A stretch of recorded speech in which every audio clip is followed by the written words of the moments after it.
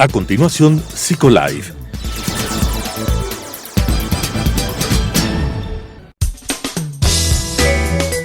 Clasificación A. Apto para todo público.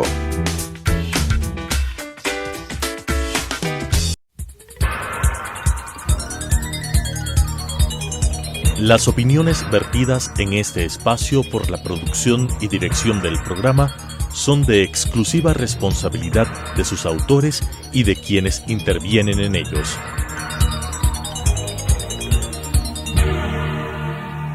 Telesucesos Canal 29 UHF presenta Psicolife, un programa creado para hablar de psicología desde una vertiente científica pero amena con la conducción de la doctora Elizabeth Montenegro. Psicolife. La mayoría de las personas mayores de hoy en día disfrutan de una vida saludable y se mantienen activos. La nueva vejez es sinónimo de participación y actividad. No podemos ya asociar la vejez con fragilidad o con enfermedad. Las personas mayores quieren mantener una vida saludable y dinámica. ¿Y cómo lo ponen en práctica? A lo largo de esta serie de programas de Psicolife, vamos a ver cómo lo hacen, cómo gestionan esta etapa de la vida llamada vejez. Y de la mano de nuestros profesionales, vamos a mirar aquellos aspectos que son fundamentales en esta nueva forma de concebir la edad adulta. Bienvenidos y bienvenidas.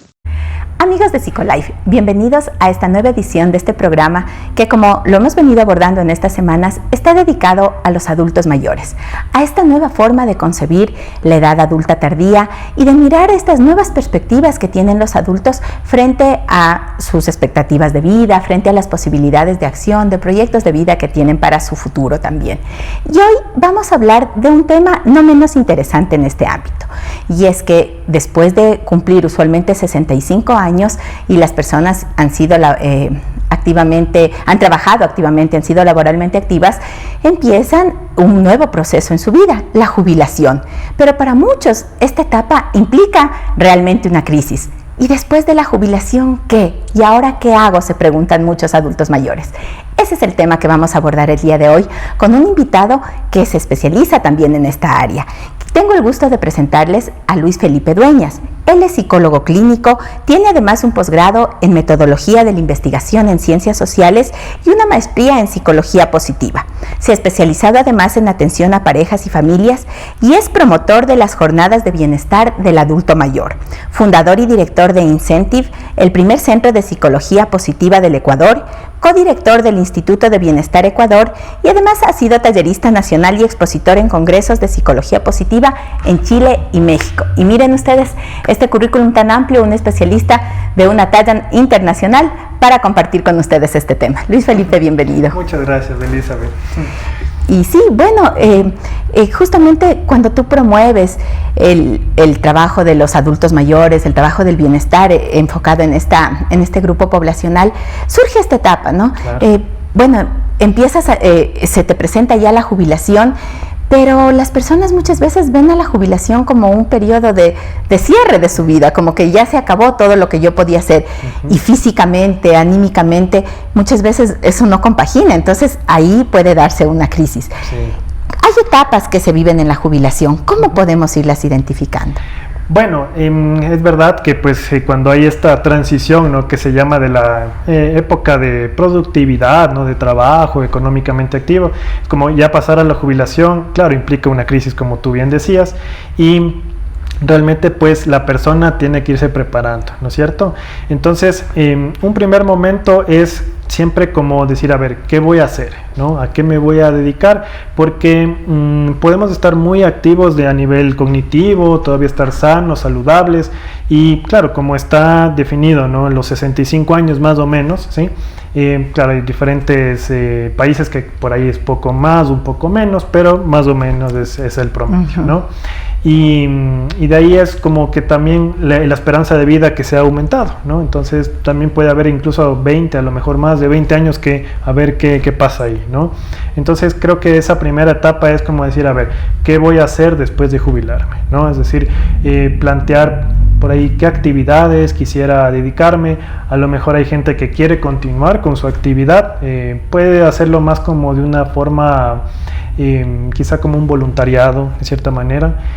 otras que lo pueden hacer todavía como una cierta retribución económica, pero creo que esa es como el primer momento, ¿no? Como decir, a ver, ¿qué voy a hacer después? ¿Sí? Y ¿qué voy a hacer? Viene acompañado además de una suerte como, bueno, en los libros de psicología del desarrollo usualmente se habla como de una luna de miel, ¿no? O sea, esas expectativas de decir, bueno, cuando me jubile voy a viajar, voy a hacer todas aquellas cosas que no pude hacer cuando por el exceso laboral, por la familia y qué sé yo, no era posible. Entonces viene esta primera etapa que es bien importante el definirla, porque si esto no se va dando, la persona puede sentir algo complejo. Claro, por supuesto, o sea, es de definir un poco como, o sea, qué objetivos quiero lograr, ¿sí? Como decimos, o sea, puede ser que la parte de continuar con el trabajo pueda ser una opción, ¿sí? Otras personas también como entrar un poco en cierta proyección a explorar un poco más, ¿no? Porque sí, puede decir que capaz, o sea, el número de años que hayan estado activos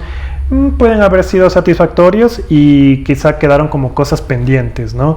Entonces, por ahí plantear, decir, qué sé yo, quiero irme de viaje, quiero, no sé, aprender un idioma, aprender a tocar un instrumento. Entonces, como que permitir que también aflore mucho las posibilidades de la persona, ¿no? De nuevo es como que estamos viviendo digamos un tiempo en el que se va revalorizando también ese periodo de la vida, ¿no? Antes es como, digamos, se llega a un momento y se iba dando como ciertas actitudes un poquito como prejuiciosas, ¿no? Como que asociara el adulto mayor como que ya no sirve, no es como un objeto, ¿no? Como que algo viejo, y no se trata de eso, sino más bien como de reconocer aquellos aspectos que son funcionales en la persona, ¿no? No es que dejamos de valer, ¿no? Solamente por llegar a cierta edad, ¿sí? Más bien como tenemos experiencia, qué sé yo, podemos como que compartir mucho de las enseñanzas, de la sabiduría que uno puede haber acumulado en los años. Entonces, el planteamiento es que se permita como que la persona ser creativa, ¿no? Como que justamente promover más oportunidades en la vida, en esa etapa, ¿no? Es decir, no significa renunciar, porque muchas veces la jubilación implicaría, ¿no? Para los adultos mayores como esa sensación que tú decías de ya no poder hacer muchas cosas, pero también el renunciar posiblemente a cosas que estaba acostumbrado a hacer durante tantos años. Claro. Sino cuando tú haces referencia a la creatividad, es más bien el pensar o el replantearse, ¿no es cierto? Por ejemplo, puedo bajar la cantidad de horas laborables, pero puedo empezar a diseñar o hacer otro tipo de actividades que no las había realizado antes. Sí. ¿Eso confluye en un envejecimiento saludable, en una mejor calidad de vida también? Por supuesto, sí. Mientras más activos estamos, es mucho mejor. Hay un concepto que es bien interesante, que es tomado de la cultura japonesa, que es el Ikigai. Este es un concepto que se utiliza mucho como para definir como en español sería un poco la traducción de el sentido de vida, ¿no? Aquello que me llena, ¿no? de energía de cierta manera, y han habido ciertos estudios, ¿no? Hay una isla en Japón que se llama Okinawa, que ahí se ha estudiado gente que ha sido ya centenaria, ¿no? Que han pasado los 100 años, muchísima porcentaje de la población. Entonces por ahí definen 3 aspectos. Uno es la alimentación, otro es el mantener vínculos con la gente, y el tercero es mantenerse activo, ¿no? Y incluso esos mismos estudios también lo han realizado acá en Ecuador, en la localidad de Vilcabamba, ¿no? Que sabemos pues que es muy conocida por la gente centenaria, y también ven eso, ¿no? Como que la gente se mantiene activa, es buena alimentación y todavía mantiene estos vínculos, ¿no? Entonces, todo lo que implica como que estar promoviendo esta actividad, ¿no? Como que ayude a conectar con los demás, conectar con las actividades que hacemos, va a favorecer siempre un envejecimiento activo.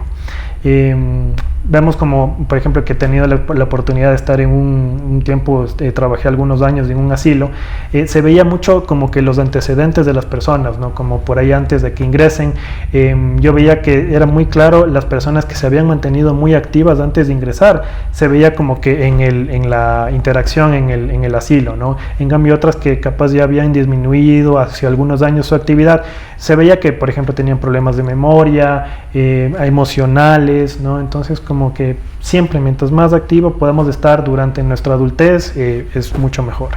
Y este tiempo libre, entonces, que ellos van teniendo, no significa que no tengan que hacer nada, sino que deberían buscar, con esta actividad que tú haces referencia, buscar esas actividades que les permita mantenerse activo, mantenerse en las relaciones también, no aislarse, no alejarse ni recluirse tampoco. Por supuesto, por supuesto.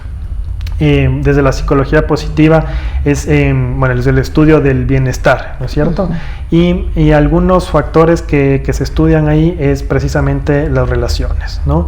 Y cómo nosotros mantenemos las relaciones, pues es, tener una red de apoyo, ¿sí? Si es que tenemos una red de apoyo, tenemos como esta oportunidad de tener a alguien que nos brinde contención, ¿sí?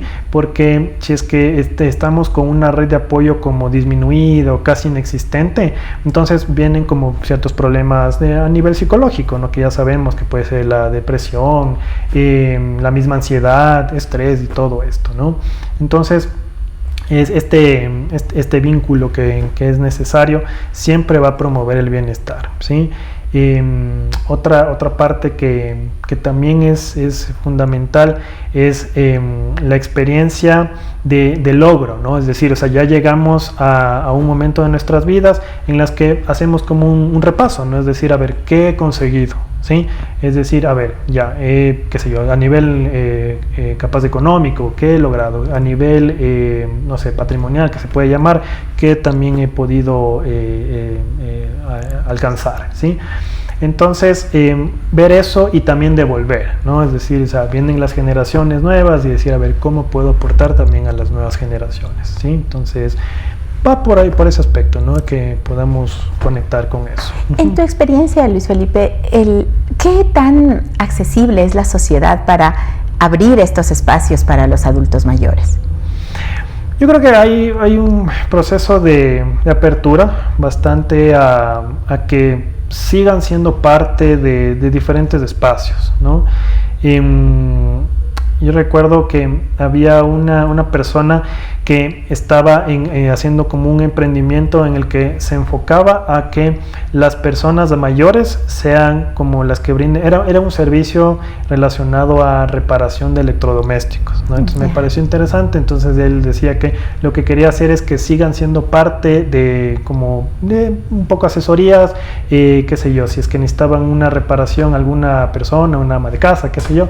Entonces el adulto mayor, como tiene más esta habilidades interpersonales de cierta manera, era como que valoraba mucho eso, ¿no? Entonces me parecía interesante, ¿no? Como que puedan hacer, y yo creo que en muchos lugares, sobre todo yo que te comentaba esta parte del asilo, también daban espacio a personas que querían hacer voluntariado, ¿no? O sea, adultos también. Adultos mayores, o sea, que por ahí estaban entre los 60, 70, ¿no? Que iban y hacían, qué sé yo, alguna actividad física con los que les llaman como por cariño los abuelitos, ¿no? En el asilo. Alguna actividad física, alguna actividad lúdica, lo que sea. Entonces creo que, o sea, se va dando, ¿no? O sea, es importante esos espacios. Ahora, la semana pasada, Luis Felipe, nosotros hablábamos de las dificultades que la pandemia generó justamente a nivel emocional en los adultos mayores. Y claro, estas dificultades han trascendido, ¿no? Estamos tratando de retomar las actividades, pero es fuerte todavía para todos y también obviamente para los adultos mayores. Desde la psicología positiva, que es tu campo y es su especialidad, ¿cómo se puede aportar o apoyar para hacer estas transiciones y para vivir esta etapa que tú mencionabas? Claro, las expectativas de vida cada vez se amplían más, entonces son 20 años todavía, que es mucho, es mucho tiempo para... Sí. Bueno, se puede apoyar de muchas maneras. O sea, creo que, como decía, la red de apoyo es esencial, y la red de apoyo más cercana, ¿no? que es la familia, porque esa transición pues también puede generar tantos cambios que la persona puede que no esté preparada, ¿no? Entonces la idea sí es como que anticiparse, decir, bueno, definir un momento que pueda ser adecuado como para generar este proceso de jubilarse, ¿sí? De ya, como decir, hasta aquí voy a trabajar, ¿no? Y luego ya hacer esa transición y que, digamos, la red de apoyo más cercana le ayude en este caso al adulto mayor a definir pues diferentes escenarios, ¿no? Ya. Es decir, a ver, qué te gustaría hacer, como qué quisieras, no sé, como de cierta forma, qué actividades quisieras realizar, ¿no? Hay muchísimos lugares también, ¿no? Que ahora ofrecen esta parte, ¿no? de mantener la que se llama la estimulación cognitiva, ¿no? Son como tipo centros de día, ¿no? que hacen, están durante el día, comparten con otros adultos mayores, conversan, hacen actividades de estimulación, de memoria, de lenguaje, de ¿qué más? Concentración. Entonces como que por ahí que la familia sea como que la primera instancia que ayude a apoyar ese cambio, ¿sí? De ahí creo que también otro factor importante es que puedan tener en cuenta cuáles podrían ser estos temores, ¿no? Que puede haber, porque siempre como lo desconocido nos va a generar temor, ¿no? Es decir, a ver, uy, ¿ahora qué va a pasar? Generalmente se asocian dos áreas importantes, lo económico y también lo emocional, ¿sí? Entonces, bueno, lo económico es importante planificar, decir, bueno, ya me jubilo, por ahí hay gente que se yo ha aportado a su seguro social y tiene pues su pensión, otros que pueden hacerlo de forma privada, pero sí es necesario como solventar eso, ¿no? Si no es como que viene todo esto de voy a hacer una carga y me van a mantener, etcétera, etcétera. Y lo emocional de lo que hemos hablado, ¿no? Es decir, o sea, que no caigamos en este sedentarismo, ¿no? De que la persona se levanta y no sabe qué hacer, entonces como que, o sea, hay que plantear siempre posibilidades, diferentes actividades, ¿no? Cuando tú hablas del aspecto económico, que indiscutiblemente es importantísimo, claro, porque además en la edad adulta tardía y dependiendo de cómo se han vivido las etapas anteriores, las enfermedades suelen hacerse más presentes y evidentemente requieren más chequeos, más atención médica. Y claro, por ejemplo, una jubilación con una pensión que se disminuye notablemente frente al salario que podía haber recibido, implica ajustes también en ese ámbito económico. ¿Cómo acompañar a los adultos en este reajuste de sus condiciones económicas o cómo buscar alternativas en donde ellos sigan también sintiéndose productivos, aunque no necesariamente sea con un rédito económico, sino productivos dentro de su familia, por ejemplo? Sí, bueno, esa es como puede ser que necesario hacer un ajuste en cuanto a estilo de vida, de pues ahí capaz como que no estar como al mismo nivel que antes, aceptar que hay esos cambios que son necesarios, no necesariamente el cambio es malo, ¿sí? Ver que por ahí no es necesario como hacer unos gastos, o sea, desmedidos, más bien, o sea, ajustarse a lo necesario realmente, ¿ya? Y de ahí la otra parte es también como poder que la persona diga, bueno, o sea, tengo que hacer este como periodo de transición que me va a aportar también, o sea, es como que voy a estar en un momento en el que también puedo contribuir, ¿sí? No verlo como necesariamente el que se termina algo, sino como que pasa algo distinto, ¿no? Y yo creo que es cambiar mucho como que la visión que tenemos, un poco a veces ciertos prejuicios que se van dando, ¿no? con el tema de la jubilación, a veces es como que asociado a la desocupación, ¿no? Entonces como que no debe ir por ahí, sino más bien es decir, ya aporté hasta un punto y ahora puedo hacerlo de otra manera, ¿sí? Entonces creo que es eso. Hemos hablado en este momento de este proceso de jubilación como positivo, ¿no es cierto? Planificado, pensado en lo que puedo hacer, buscando diferentes alternativas y demás. Pero también vemos un grupo de personas, tú lo mencionabas en algún momento, que no se sienten a gusto con este proceso y que eso puede derivar en condiciones o afecciones en el ámbito de su salud emocional, por ejemplo, la depresión. Claro.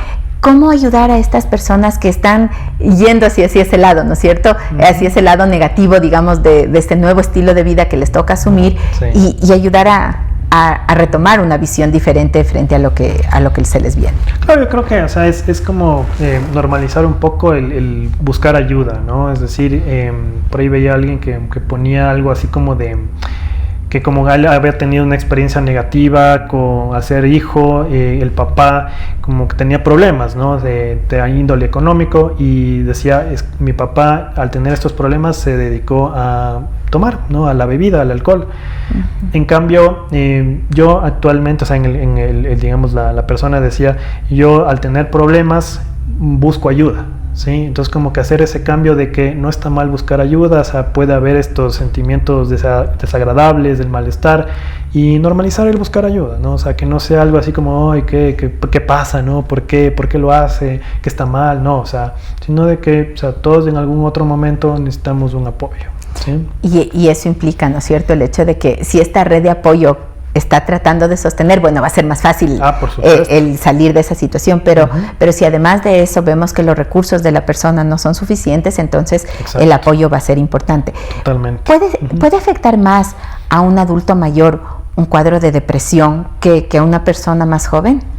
¿El impacto puede ser mayor? Puede ser o puede no ser, o sea, todo depende de la persona, pero quizá, digamos, en el adulto mayor, si es que ya hacemos este paso a la jubilación, ya no está la actividad económica constante o el trabajo, claro, puede ser tener más impacto, ¿no? Porque de cierta forma nuestra salud mental, emocional, sí tiene mucha conexión con las actividades que hacemos, ¿no? Si es que, por ejemplo, dejamos de hacer algo, evidentemente pues se decae ese nivel, esa salud, ¿no?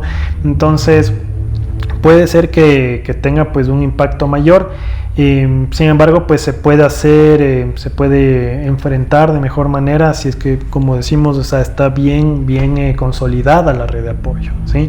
Es decir, como que los hijos, que en este caso puede ser, o familiares cercanos, que puedan notar como un cambio, ¿no? Y bueno, y capaz es importante también mencionar que este proceso como de decaimiento a nivel psicológico, emocional, a veces no es tan evidente, ¿no? Es como que se puede dar con ciertas cosas como de no quiero levantarme, capaz ya no quiero comer o no me quiero bañar, ¿sí? Entonces, que no, digamos, como que no se pase por alto, sino más bien es como que estar un poco atento, es decir, o sea, sí hay como cierta afectación, y ofrecer esta puerta, ¿no? Como la ayuda, ¿no? Es decir, o sea, mira, si es que te sientes así, hay una posibilidad de que se pueda arreglar, se pueda como que aliviar, ¿no? De alguna manera. Y es dable también, porque claro, tú mencionabas también que la jubilación en un momento genera una suerte de pérdida de recursos, sí, específicamente. Y eso puede abrir la posibilidad de una dependencia. Entonces, ya no puedo vivir solo, por ejemplo, o sola, como podían estar acostumbrados, y ahora tengo que ir a la casa de uno de mis hijos. Sí. O también, al contrario, ¿no? Esta idea de la red de apoyo, por ejemplo, de decir, bueno, mi mamá, mi papá ya dejó de trabajar, ya no tiene que cumplir esas actividades, ahora va a estar solo, y tratarle de sacar como de ese espacio, que es su espacio, y vamos a una de las casas de los hijos. Sí. Esto puede darse, es saludable para los adultos mayores, o hay que permitir y respetar esos espacios de independencia también a los cuales ellos se han acostumbrado. Bueno, creo que hay que hablar, hay que siempre fomentar la comunicación, ¿no es cierto?, de lo que espera cada uno. Por eso es que digo, no es como conveniente el ser como reaccionario, ¿no? Como reaccionar recién cuando, digamos, ya se jubila la persona y recién ahí pensar, ¿y ahora qué hacemos?, ¿no? Sino decir, bueno, un poquito como anticiparse, ¿no? O sea, de prevenir. Hay diferentes casos, o sea, para cada familia funciona distinto, ¿no? O sea, algunos pues pueden sentirse a gusto viviendo con sus hijos, otros como que valoran mucho su independencia y prefieren como ya estar en su propio espacio, ¿no? Entonces, depende mucho de lo que cada familia vea que es más conveniente, pero siempre a través de la comunicación, ¿no? Es decir, qué expectativas tiene cada uno. Bien, Luis Felipe, gracias. Y bueno, ustedes han escuchado cómo Luis Felipe ha ido paso a paso indicándonos todos estos procesos que se van dando, estas transiciones que se van dando justamente en ese momento de la vida donde la persona puede dejar de ser económicamente activa, pero tiene también que continuar esos proyectos. Veíamos como estos 3 momentos, ¿no? Un momento de esa desilusión con la planificación de lo que voy a hacer ahora que ya no tengo que trabajar esa jornada larga que estaba acostumbrada antes.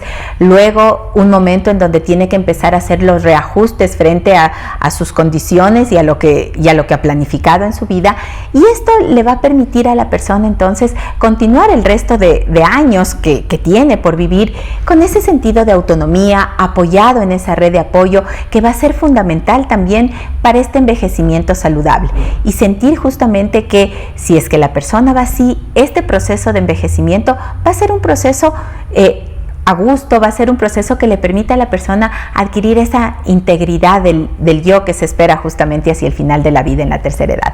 Luis Felipe, quiero agradecerte por habernos acompañado. Gracias. A ustedes también, amigos televidentes, invitarles a que nos sigan semana a semana a través de Telesucesos, Canal 29. El programa se transmite los días viernes a las 10:30 de la mañana. También invitarles a que nos sigan a través de nuestras redes sociales, a través de Facebook y de Instagram en Psicolife EC, y también este programa pueden compartirlo con aquellas personas que ustedes consideren que va a ser de utilidad a través de YouTube en Telesucesos Psicolife. Hasta la próxima semana.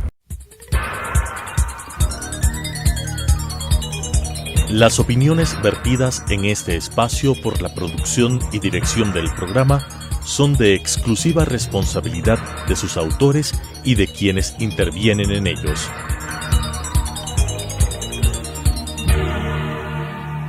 Telesucesos Canal 29 UHF presentó Psicolife, un programa creado para hablar de psicología desde una vertiente científica pero amena con la conducción de la doctora Elizabeth Montenegro. Psicolife